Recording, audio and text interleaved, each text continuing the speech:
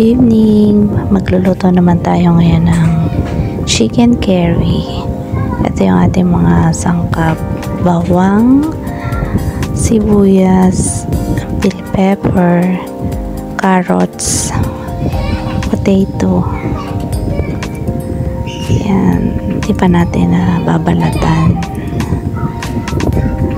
Lagyan natin din ng syempre magic sarap, pampasarap, curry powder, and then syempre kailangan natin ng chicken at gata ng niyog, fresh pa yan.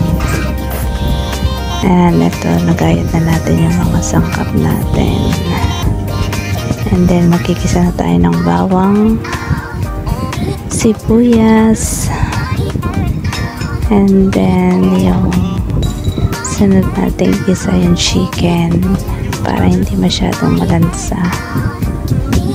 Gisa natin. Gisa natin. Lagyan natin ng asin.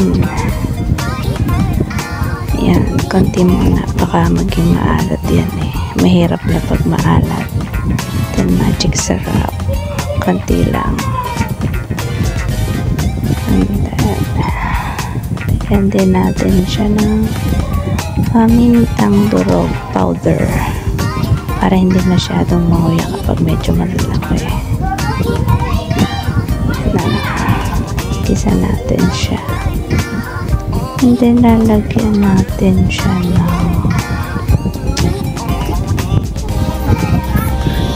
gata.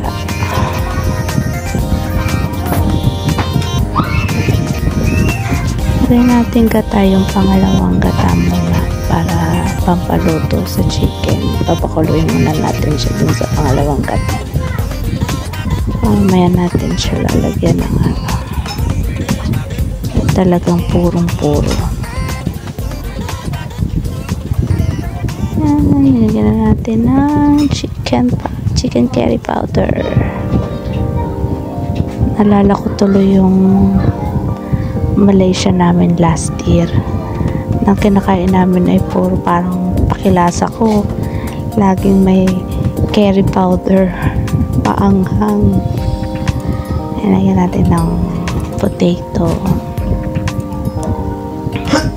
Konti lang nilagay natin patatas kasi hindi sila masyadong kumakain ng patatas. Carrots, yan. Masabi lang na may kasamang gulay. Saka yan. Natin siya na halo natin pakuluan. Hintayin natin siyang kumulo.